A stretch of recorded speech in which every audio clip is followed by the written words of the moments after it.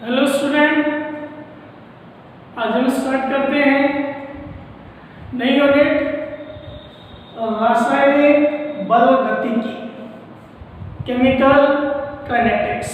ठीक है, देखिए केमिकल यानी रासायनिक, काइनेटिक्स का अर्थ होता है गति। ठीक है, किसी रासायनिक अभिक्रिया की गति। तो रासायनिक बल गतिकी है क्या? देखिए, रसायन विज्ञान की वह शाखा जिसके अंतर्गत अभिक्रिया के वेग बोल दो या दर कह सकते हो। ठीक है, वेग को प्रभावित करने वाले कारक तथा अभिक्रिया की क्रियाविधि का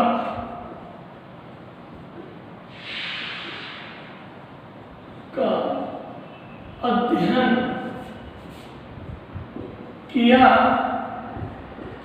जाता है, उसे रासायनिक बल गतिकी कहते हैं। ठीक है भाई, रासायनिक बल गतिकी यानी केमिकल काइनेटिक्स जो है वो रसायन विज्ञान की वह शाखा है जिसके अंतर्गत हम किसी भी अभिक्रिया के वेग, ठीक है भाई, वेग को प्रभावित करने वाले कारक तथा अभिक्रिया की क्रियाविधि का अध्ययन किया जाता है। मेनली इस यूनिट में हमें जो पढ़ना है वो अभिक्रिया के वेग और वेग को प्रभावित करने वाले कारकों के बारे में पढ़ना है। ठीक है, अब देखिए कि अभिक्रियाओं की हम बात करते हैं तो सभी अभिक्रियाएं जो है वो भिन्न भिन्न वेग के साथ में, अलग अलग वेग के साथ संपन्न होती है। कुछ ऐसी अभिक्रियाएं होती हैं बहुत तीव्र वेग से संपन्न होती है, इतने तीव्र वेग से कि 1 सेकंड के 10वें भाग में पूरी हो जाए। कुछ ऐसी अभिक्रियाएं होती हैं जो बहुत ही मंद वेग से संपन्न होती हैं, बहुत धीमी अभिक्रियाएं होती हैं, और कुछ ऐसी अभिक्रियाएं होती हैं जो सामान्य वेग से संपन्न होती हैं। ठीक है, तो हर अभिक्रिया का वेग अलग अलग होता है, दर अलग अलग होती है। ठीक है, जैसे मैं अभी आपको बता रहा था कि कुछ ऐसी अभिक्रियाएं हैं जो बहुत तीव्र वेग से संपन्न होती है। ठीक है, उनमें मेनली अभिक्रियाएं जो हैं वो होती हैं आयनिक अभिक्रियाएं। जैसे आपने 11th क्लास में पढ़ा हुआ है NaCl plus AgNO3, sodium chloride की क्रिया हम कराएं सिल्वर नाइट्रेट सॉल्यूशन के साथ में, विलयन के साथ में, तो हमें तुरंत AgCl का क्या मिलता है? श्वेत अवक्षेप व्हाइट PPT प्राप्त होता है, प्लस में बन जाएगा क्या? NaNO3। यानी ये एक ऐसी अभिक्रिया है जो बहुत तीव्र वेग से संपन्न होती है, आयनिक अभिक्रिया है। और इसमें आप उदासीनीकरण अभिक्रिया ले सकते हैं। उदासीनीकरण अभिक्रिया अर्थात अम्ल और क्षारों की अभिक्रिया। ठीक है, तो देखिए आप, जैसे NaOH प्लस HCl ये बनता है NaCl प्लस में बेटा बोलो H2O। ठीक है, तो ये ऐसी अभिक्रियाएं हैं जो बहुत ही तीव्र वेग के साथ में संपन्न होती हैं। ठीक है, दूसरा सेकंड जो है, कुछ ऐसी अभिक्रियाएं होती हैं जो सामान्य वेग के साथ संपन्न होती हैं। सामान्य वेग के साथ संपन्न यानी जिन्हें पूर्ण होने में कुछ मिनट या घंटे लग जाए, ठीक है, वो सामान्य वेग से संपन्न होने वाली अभिक्रियाएं हैं। जैसे HI का संश्लेषण H2 प्लस I2 से ये फॉर्मेशन हो रहा है बेटा किसका, HI का, ठीक है। ये कैसी अभिक्रिया है, सामान्य वेग से होने वाली अभिक्रिया है। एथिल एसीटेट का जल अपघटन, ठीक है, CH3 COOH, ठीक है भाई, और C2H2OH एसिटिक अम्ल प्लस इथेनॉल बनता है। और देखिए इसमें और बहुत सारे उदाहरण हैं, स्टार्च का जल अपघटन है, इक्षु शर्करा का प्रतिपन है। ये सारी ऐसी अभिक्रियाएं हैं जो सामान्य वेग के साथ संपन्न होती हैं, इनका सामान्य वेग होता है, ठीक है। उसके बाद तीसरा जो है आपके पास में बहुत मंद वेग से होने वाली अभिक्रिया, जैसे आप जानते हो लोहे पर जंग लगना, ठीक है भाई, कि हम कोई लोहे की वस्तु लेकर आए तो क्या ऐसा है थोड़ी है कि दूसरे दिन जंग लग गया, तीसरे दिन जंग लग गया, नहीं, ये एक रासायनिक प्रोसेस है, इसे होने में बहुत अधिक समय लगता है, महीने लग जाते हैं, वर्ष लग जाते हैं, ठीक है भाई। तो वो लोहे पर जंग लगना जो है वो एक कैसी क्रिया है, लोहे पर जंग लगना अत्यंत मंद वेग की अभिक्रिया होती है, ठीक है। अभी यानी लोहा संपर्क में आता है किसके, बोलो, नमी, नमी यानी जलवाष्प के, और वायु यानी किसके, O2 के, और चेंज होता है Fe2O3.X H2O, यानी क्या बनाता है बेटा, बोलो, चार्ज। तो ये एक ऐसी प्रोसेस है जिसे पूर्ण होने में, इस अभिक्रिया को पूर्ण होने में बहुत अधिक समय लगता है, इसलिए ये अत्यंत मंद वेग से होने वाली अभिक्रिया। तो प्रत्येक अभिक्रिया अलग अलग वेग के साथ संपन्न होती है। जैसे मैंने बताया आपको, बहुत तीव्र वेग से संपन्न होने वाली अभिक्रिया है। ये बताया मैंने आपको सामान्य वेग के साथ संपन्न होने वाली अभिक्रिया है। और ये बताया मैंने आपको, क्या बता बोलो, ये बताया मैंने आपको कि ये अति मंद वेग से होने वाली अभिक्रिया है, ठीक है। तो भिन्न भिन्न वेग के साथ संपन्न होती हैं अभिक्रियाएं। अब अपना जो पहला टॉपिक है वो यही है। अभी मैंने आपको इसका एक बताया, क्या, इंट्रोडक्शन, क्या बताया कि रसायन विज्ञान की वह शाखा जिसके अंतर्गत अभिक्रिया के वेग को प्रभावित करने वाले कारक तथा अभिक्रिया की क्रियाविधि का अध्ययन किया जाता है, उसे रासायनिक बल गतिकी कहते हैं, ठीक है। अब भिन्न भिन्न वेगों के साथ अभिक्रियाएं संपन्न होती हैं, बहुत तीव्र वेग से होने वाली, सामान्य वेग से होने वाली और मंद वेग से होने वाली।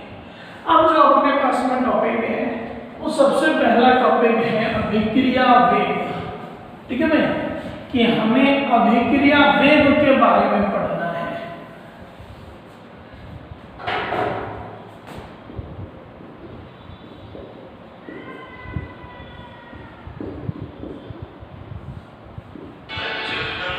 रेट ऑफ रिएक्शन, ठीक है।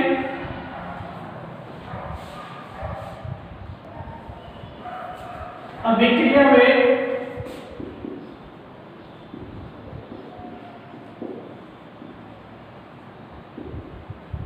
रेट ऑफ रिएक्शन, ठीक है भाई। देखिए अभिक्रिया वेग को आपको समझना है, तो उससे पहले हम ये देखते हैं कि कोई भी अभिक्रिया होती है तो अभिक्रिया में हम क्या लेते हैं भाई, अभिकारक या क्रिया। जो अभिक्रिया कराने के लिए हमने पदार्थ लिए उन्हें क्या कहते हैं हम, अभिकारक या क्रियाकारक। ये आपस में क्रिया करते हैं और क्रिया करके जो पदार्थ बनाते हैं उन्हें उत्पाद या क्रियाफल कहा जाता है। यानी रिएक्टेंट आपस में क्रिया करते हैं और फॉर्मेशन करते हैं बेटा किसका, प्रोडक्ट का। ठीक है भाई। अब किसी भी सभी अभिक्रिया में ऐसा होने वाला है कि अभिकारक होंगे आपस में क्रिया करेंगे, ठीक है, और उनसे क्या बनेंगे, उत्पाद बनेंगे। अब एक देखिए सामान्यतः अभिक्रिया में ऐसा ही होता है कि प्रारंभिक समय की बात करें हम तो प्रारंभिक समय में क्या होता है कि कौन अधिक है, प्रारंभिक समय में अभिकारक या क्रियाकारकों की सांद्रता अधिक होती है। हमने जैसे ही अभिकारकों को आपस में मिलाया, हम बिल्कुल प्रारंभिक समय की बात कर रहे हैं अभिक्रिया में, ठीक है, तो उस प्रारंभिक समय पर कौन ज्यादा होगा, इनकी सांद्रता ज्यादा होगी, अभिकारक या क्रियाकारक की। ठीक है भाई। अब आपस में क्या करने लगेंगे, क्रिया, और क्रिया करके क्या बनाने लगे, उत्पाद। ठीक है भाई। ये आपस में क्रिया करने लगे, क्रिया करके उत्पाद बनाने लगे, प्रोडक्ट बनाने लगे, क्रियाफल बनाने लगे, तो धीरे धीरे इनकी सांद्रता जो होगी वो कम होती जाएगी, क्योंकि ये किस में बदलने लग गए, उत्पाद में परिवर्तित होने लग गए। बात करते हैं तो हम ये कहें कि अभिकारक या क्रियाकारकों की सांद्रता प्रारंभ में अधिक होती है, लेकिन समय के साथ साथ कम होती चली जाती है। लेकिन उत्पाद या क्रियाफल की सांद्रता प्रारंभ में कम होती है, परंतु समय के साथ साथ बढ़ती चली जाएगी, क्योंकि अभिकारक लगातार क्रिया करके क्या बनाते जा रहे हैं, उत्पाद या क्रियाफल। तो आप क्या कहोगे कि अभिकारकों की सांद्रता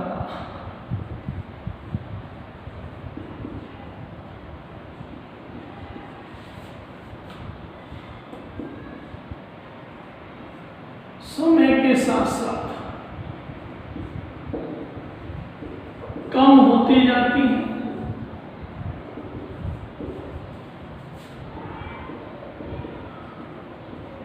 जबकि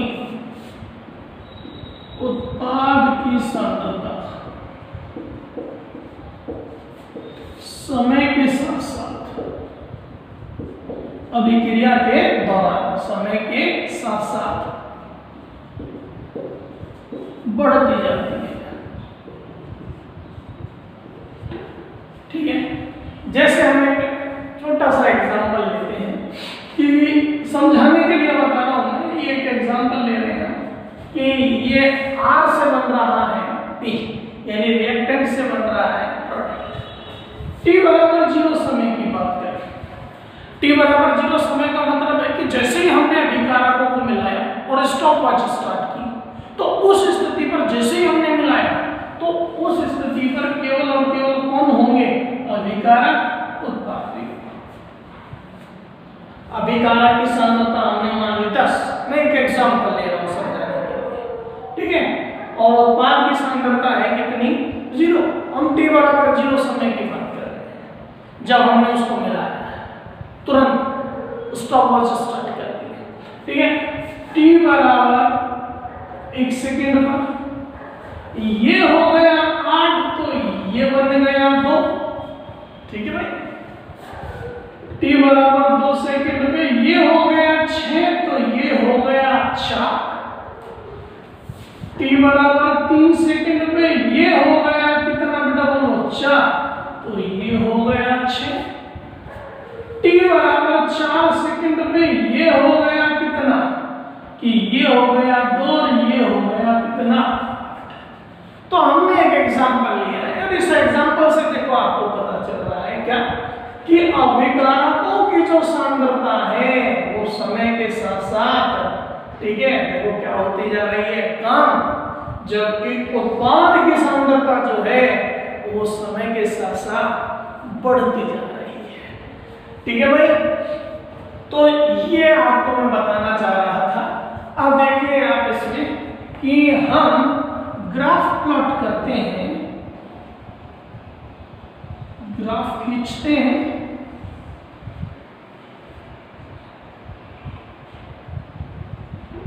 ये तो बता रहा है सांद्रता को, ये बता रहा है समय को। तो देखिए आप, ये जो ग्राफ होगा, ठीक है, ये ग्राफ जो हमने खींचा, इसको देखिए आप कि जैसे जैसे समय बढ़ता जा रहा है सांद्रता घटती जा रही है, ठीक है। तो ये ग्राफ जो होगा वो किसके लिए होगा भाई बोलो? अभिकारकों के लिए, क्योंकि अभिकारकों की सांद्रता समय के साथ साथ कम होती जाती है। तो ये देखिए सांद्रता घटती जा रही है समय के साथ साथ। तो ये तो हो गया किसके लिए भाई बोलो? अभिकारक के लिए। और ये देखिए आप, ये जो ग्राफ आता है इस तरह से, ये आता है किसके लिए भाई? ये आता है उत्पाद के लिए। ऐसा क्यों? क्योंकि देखो समय बढ़ रहा है तो उत्पाद की सांद्रता भी समय के साथ साथ बढ़ती जा रही है, ठीक है भाई। तो ये सांद्रता और समय के मध्य ग्राफ खींचा, तो अभिकारक तो समय के साथ साथ अभिकारकों की सांद्रता तो घटती जाती है, इस ग्राफ से स्पष्ट हो रहा है, और उत्पाद की सांद्रता बढ़ती जा रही है। और हमें यहाँ से भी इस एग्जाम्पल से भी बिल्कुल साफ पता चल रहा है कि अभिक्रिया के दौरान अभिकारकों की सांद्रता समय के साथ कम होती है जबकि उत्पाद की सांद्रता बढ़ती है। अब देखो कि 11th क्लास में हमने साम्य अवस्था पढ़ा, और साम्य अवस्था में भी नियम पढ़ा था द्रव्य अनुपाती क्रिया नियम, द्रव्य अनुपाती क्रिया नियम, लॉ ऑफ मास एक्शन। उस नियम के अनुसार क्या था कि किसी भी अभिक्रिया का जो वेग होता है वो अभिक्रिया में भाग लेने वाले अभिकारकों की सांद्रता के गुणनफल के समानुपाती होता है, या अभिकारक की सांद्रता के समानुपाती होता है। कौन कहता है ये? द्रव्य अनुपाती क्रिया, द्रव्य अनुपाती क्रिया नियम के अनुसार किसी रासायनिक अभिक्रिया का वेग अभिकारकों की सांद्रता के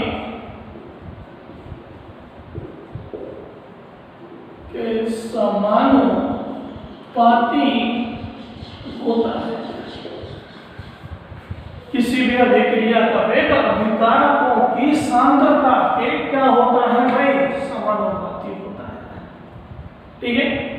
तो यानी इसका मतलब क्या है कि अभिकारकों की सांद्रता समय के साथ साथ क्या होती जा रही है? कम। तो इसका मतलब है कि प्रारंभ में अभिक्रिया का वेग अधिक होगा और समय के साथ साथ कम होता जाएगा। देखिए अब ग्राफ खींच लेते हैं। ये है अपने पास में अभिक्रिया वेग और ये है समय, ये है अभिक्रिया वेग, ठीक है भाई। अब देखो कि ग्राफ किस प्रकार से आता है, इस प्रकार से आता है। इस ग्राफ से स्पष्ट हो रहा है, क्या स्पष्ट हो रहा है बताओ भाई? कि ये स्पष्ट हो रहा है कि अभिक्रिया का जो वेग है वो समय के साथ साथ कम होता जाएगा। क्यों? क्योंकि अभिकारकों की सांद्रता के क्या होता है? समानुपाती, और अभिकारकों की सांद्रता समय के साथ साथ कम होती जाती है, इसलिए अभिक्रिया वेग भी कम होता चला जाता है, परंतु कभी शून्य नहीं होता है, ठीक है। लगातार समय के साथ साथ घटता जा रहा है। यानी प्रारंभ में अभिक्रिया तीव्र वेग से होगी, फिर धीमे से, फिर धीमे से, फिर धीमे से, यानी अभिक्रिया वेग कम होता जा रहा है। तो बताइए क्या हम अभिक्रिया के एक निश्चित वेग की कल्पना कर सकते हैं? नहीं कर सकते। क्यों नहीं कर सकते?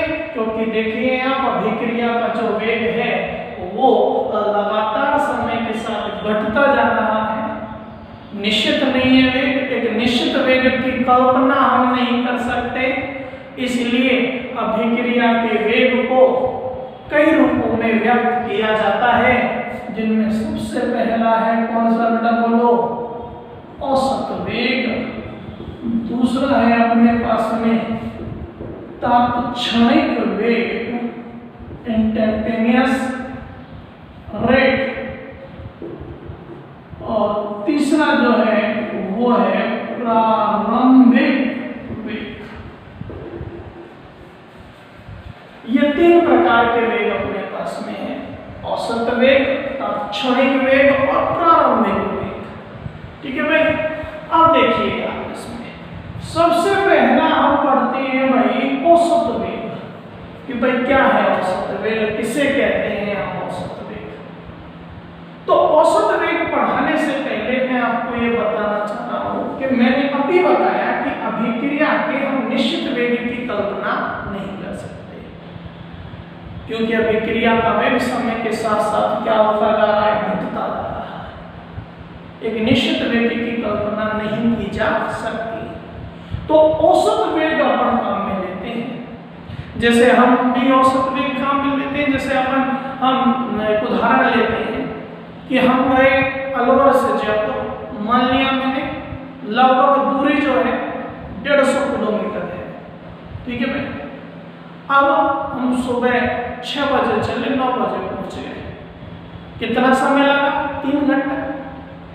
ठीक है। कितनी दूरी करी? 150 किलोमीटर। हम क्या हमारे निश्चित वेग की कल्पना कर सकते हैं क्या? नहीं कर सकते। कि भाई ऐसा तो है नहीं कि एक ही वेग से हम चले हैं। ठीक है। अपनी गाड़ी से गए तो गाड़ी धीरे भी हुई है, गाड़ी तेज भी हुई है।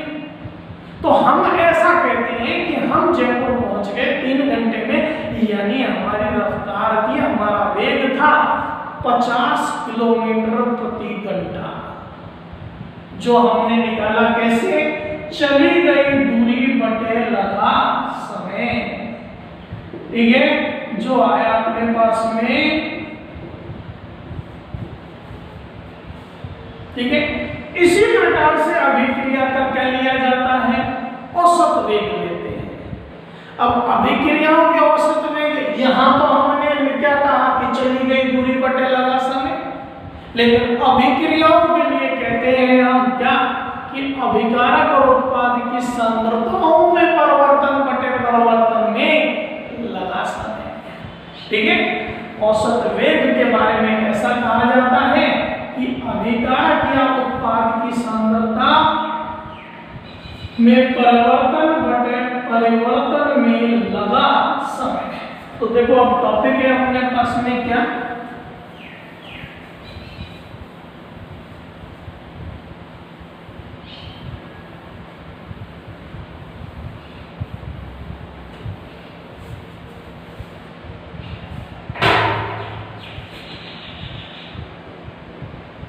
औसत वेग, एवरेज वेट। ठीक है।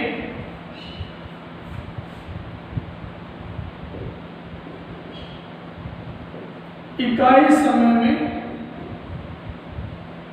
अभिकारक एवं उत्पाद की सांद्रता में परिवर्तन को ही औसत वेग कहते हैं, या निश्चित समय अंतराल में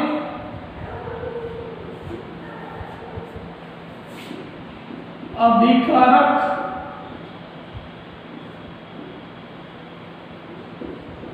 या उत्पाद की सांद्रता में परिवर्तन को ही औसत वेग कहते हैं।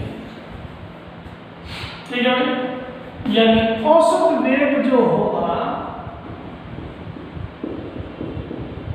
ठीक है, आप जानते हो अभिकारक और उत्पाद की सांद्रताओं में क्या होता है कि अभिक्रिया के दौरान परिवर्तन।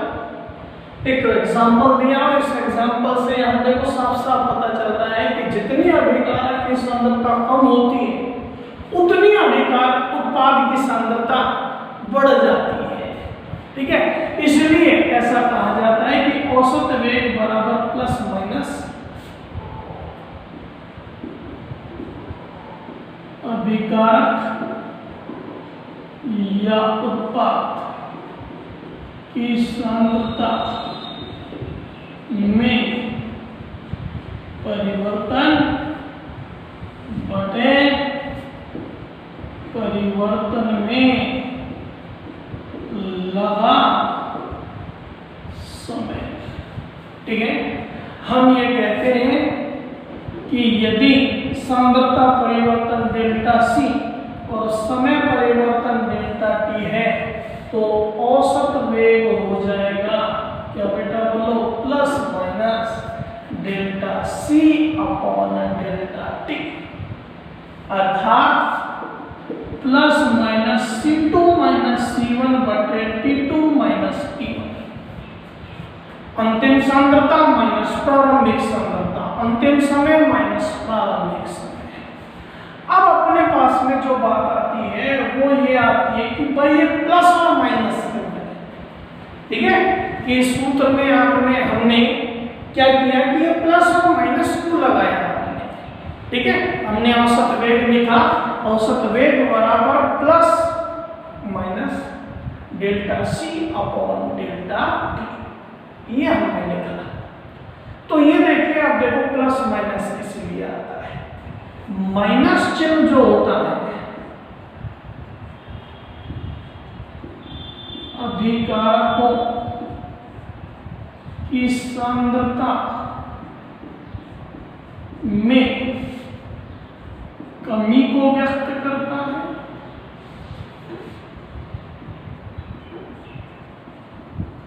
जबकि प्लस चिन्ह उत्पाद की सांद्रता में वृद्धि को व्यक्त करता है। और देखिए, यहां से यदि आपको समझ में नहीं आता है तो हम बताते हैं इस प्रकार से कि हमने कोई निश्चित समय अंतराल मान लिया कि भाई T1 से T3 तक चलते हैं, इसके दौरान हमें क्या निकालना है, औसत वेग निकालना है। अब वो औसत वेग इतने तरीकों से निकाल सकते हो आप, दो तरीकों से। भाई अभिक्रिया ये है, R से P बन रहा है, यानी रिएक्टेंस से प्रोडक्ट बन रहा है, तो आप औसत वेग लिखोगे कैसे भाई, कि औसत वेग हो जाएगा प्लस माइनस। ठीक है, अभिकारक के रूप में लिखें तो minus delta R upon delta T, यानी अभिकारक की सांद्रता में परिवर्तन बटे परिवर्तन में लगा समय बराबर माइनस R2 माइनस R1 बटे T2 माइनस T1। अब देखो, अभिकारक के लिए ये T1 है और ये T2, ये तो हो गई सांद्रता कितनी, 4, ये T2 और ये T1, तो T2 है तो ये R2 होगा, अंतिम सांद्रता 4 माइनस 8 बटे 3 माइनस 1। और अब देखो आप कि 4 में से 8 माइनस करेंगे तो -4 आया और माइनस माइनस हो गया क्या बेटा बोलो प्लस, इसलिए ये माइनस चिन्ह यहाँ लगाया जाता है। 4/2 यानी ये हो गया। ऐसे ही उत्पाद के लिए निकालना चाहते हैं तो वो हो जाएगा delta P upon delta T, उसके लिए प्लस होता है बराबर plus P2 minus P1 upon T2 minus T1। अब देखिए अब सांद्रता 6 और ये है कितनी 2, यानी P2 तो हो गया 6 माइनस 2 3 माइनस 1 4/2 यानी प्लस 2। यानी अभिकारकों की सांद्रता में परिवर्तन से हमने औसत वेग ज्ञात किया 2 आया, उत्पाद की सांद्रता में परिवर्तन से हमने औसत वेग ज्ञात किया कितना आया 2 आया। दोनों क्या है समान है। ऐसा क्यों? क्योंकि जिस वेग से अभिकारकों की जिस दर से अभिकारकों की सांद्रता घटती है उसी दर से उत्पाद की सांद्रता बढ़ती है। तो ये जस्ट मैंने आपको एक एग्जांपल बताया। तो यदि आप यहां से स्पष्ट होता है कि यदि आप औसत वेग को अभिकारकों के संदर्भ में व्यक्त कर रहे हैं तो आपका माइनस चिन्ह आएगा, और यदि उत्पाद के संदर्भ में आप इसको व्यक्त कर रहे हैं तो कैसा चिन्ह आएगा प्लस का चिन्ह आएगा। ठीक है भाई, आगे देखते हैं। ठीक, तो ये मैंने आपको बताया औसत वेग। ठीक, अब देखिए आप इसमें क्या कि हम एक अभिक्रिया मान लेते हैं, एक एग्जांपल लेते हैं कि भाई हमने एक अभिक्रिया मान ली कि R से बन रहा है क्या बेटा बोलो P। ठीक है, अभिकारक रिएक्टेंट से बन रहा है उत्पाद यानी प्रोडक्ट, ये हमने एक अभिक्रिया मानी। अब इस अभिक्रिया में देखिए आप क्या देखें कि माना T1/T2 समय पर अभिकारकों की सांद्रता कितनी है भाई? हमने माना R1/R2 है, T1 पर R1 और T2 पर R2 तथा उत्पाद की सांद्रता T1 पर P1 और T2 पर P2। ठीक है भाई, अब देखें कि यदि हम डेल्टा T समय परिवर्तन निकालें तो वो होगा T2 माइनस T1 डेल्टा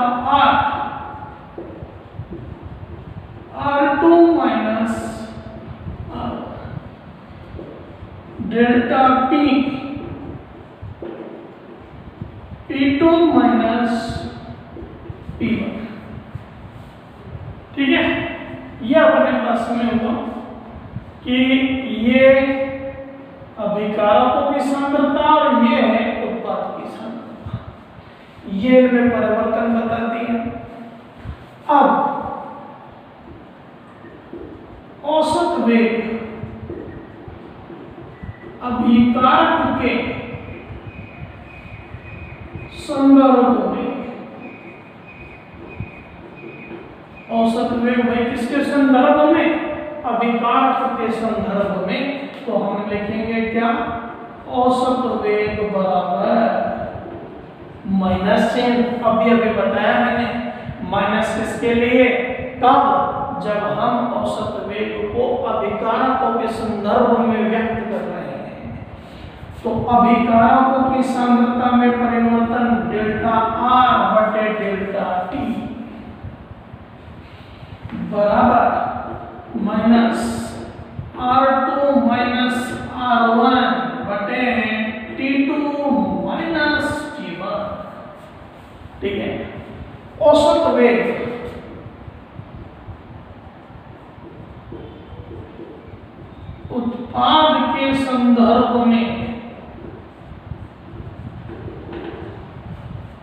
क्या औसत वेग बराबर plus delta P upon delta T, यानी उत्पाद की सांद्रता में परिवर्तन बटे परिवर्तन में लगा समय बराबर P2 minus P1 upon T2 minus T1।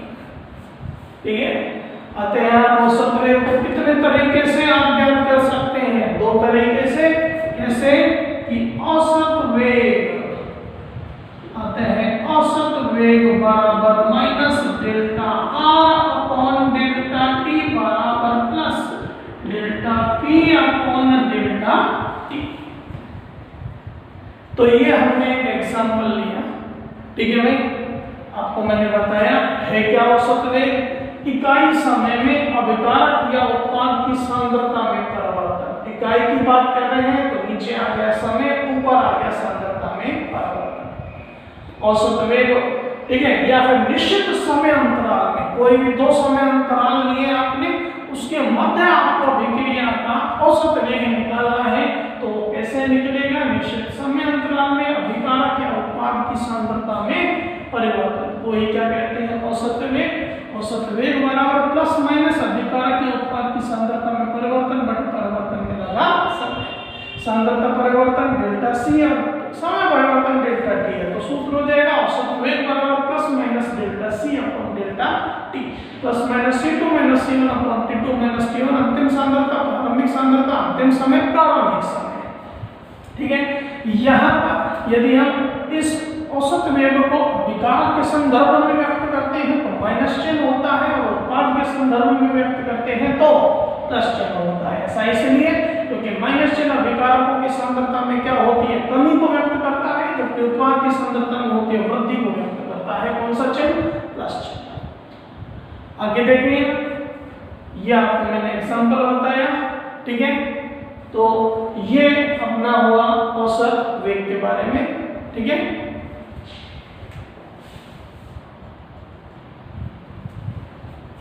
आगे देखिए आप,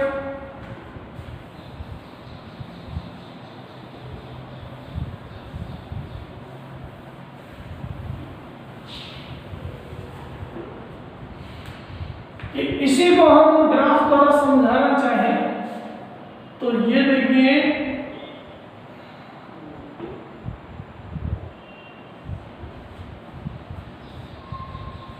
ठीक है भाई,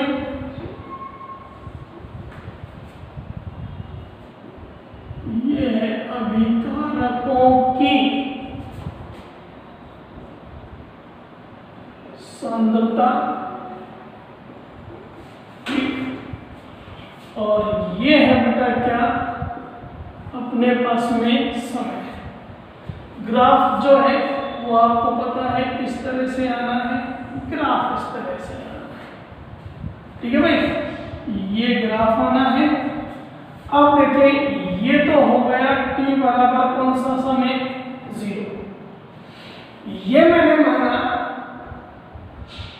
t1 और ये मैं मानता हूं t2।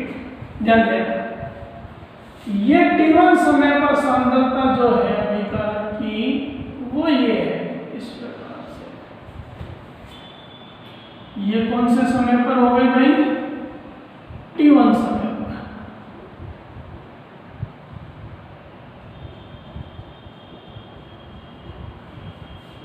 ठीक है, t1 समय पर सांद्रता हो गई भाई क्या अपने पास में?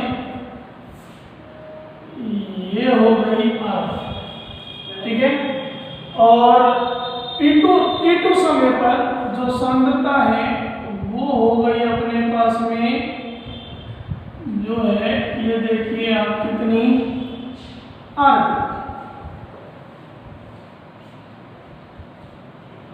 ये R1 और ये हो गया R2। ठीक है भाई, अब देखो, ये R1 है, ये R2 है, ये अपना है डेल्टा T यानी समय में परिवर्तन, और ये अपने पास में आया क्या बेटा? बोलो, यहां से लेकर यहां तक ये आया अपने पास में डेल्टा आर, यानी क्या, किसमें परिवर्तन, सांद्रता में परिवर्तन। ठीक है ना, ये सांद्रता में परिवर्तन। अतः आप क्या लिखोगे, औसत वेग बराबर minus delta R upon delta T बराबर माइनस R2 माइनस R1 बटे T2 माइनस T। ठीक है भाई, इसी प्रकार से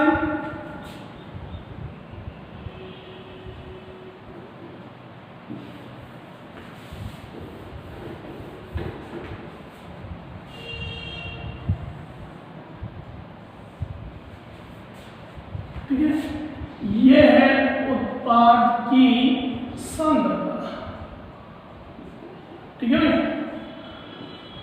सांद्रता। और यहां पर अपने पास में है क्या बेटा, बोलो, समय। ठीक है भाई, ये हो गया। अब देखिए आप क्या, कि ये जो ग्राफ आएगा उत्पाद की सांद्रता में, ये ग्राफ अपने पास इस प्रकार से आता है, ये आएगा। अब यहां हमने माना t बराबर 0, यहां मैं मानता हूं t1 और यहां मैं मानता हूं t2। ठीक है भाई, अब देखिए आप, ये अपने पास में ये तो हो गया क्या बेटा, बोलो, p1, और ये देखें आप, ठीक है, ये हो गया अपने लिए क्या बेटा, बोलो, ये तो हुआ था क्या, P1, और ये हुआ P2। ठीक है, यानी कि ये तो हो गया डेल्टा T बराबर T2 माइनस T1। ठीक है, और ये यहां से लेकर यहां तक ये हो गया अपने पास में क्या, डेल्टा P, यानी उत्पाद की सांद्रता में परिवर्तन। अब इसके लिए हम औसत वेग लिखें, तो औसत वेग बराबर, देखो भाई क्या आएगा, प्लस उत्पाद के लिए है delta P upon delta T बराबर plus T2 minus T1 upon T2 minus T1। ये हो गया। तो ये अपने पास में ये इस प्रकार से है। और देखें आप, एक एग्जांपल और लेते हैं जिससे हम औसत वेग ज्ञात करेंगे। वो देखिए आप क्या, कि ये अपने पास में एक ग्राफ है इस तरह से, अब कारक के लिए है, ये ग्राफ आ रहा है, ये 0.08, 0.02,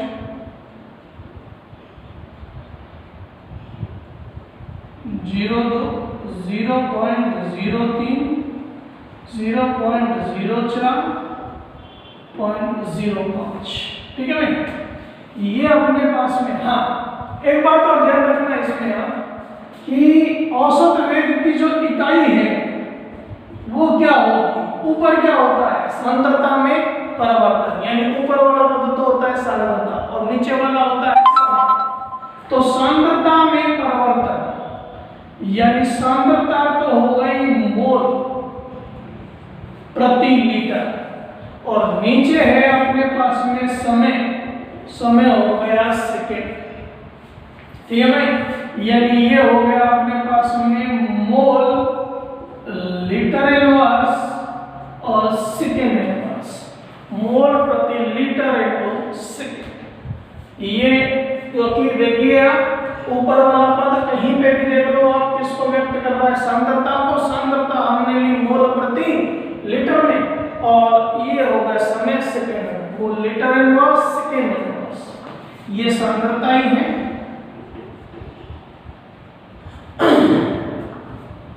और ये है हमारे पास में बेटा बोलो समय। 0, ये 5, ये 10, ये 15।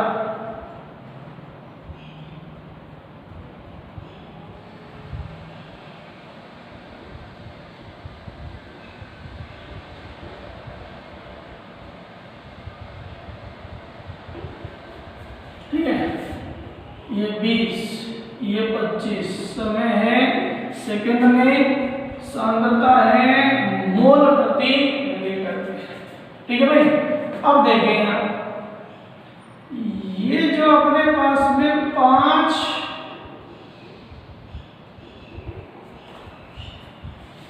और 15 के मध्य हमें अभिक्रिया का वेग ज्ञात करना है। किसके मध्य? 5 और 15 के मध्य हमें अभिक्रिया का वेग ज्ञात करना है। ठीक है भाई। अब देखो, 15 जो है अपने पास में, 15 पर सांद्रता, 15 सेकंड पर सांद्रता है 0.02 और 5 सेकंड में सांद्रता है 0.05 मोल प्रति लीटर। अभिकारक के लिए है तो आप कहोगे औसत वेग बराबर minus delta R upon delta T minus R2 minus R1 बटे T2 माइनस T1 बराबर वैल्यू रखते हैं। R2 जो होगा वो 15 पे होगा, तो ये तो देखो 15 माइनस 5, ये तो हो गया समय में परिवर्तन अंतिम समय पर। अब अंतिम समय पर सांद्रता 0 माइनस लगाई, 0.02 माइनस 5 पर है 0.05 बराबर माइनस। अब देखिए, इसमें से अपन माइनस करेंगे तो ये आएगा माइनस 0.03 और माइनस माइनस हो जाएगा प्लस बराबर 0.03 अपॉन 10, यानी 3 बटे पॉइंट हटाया तो 2 जीरो और आ गई, यानी 3 गुणा 10 की पावर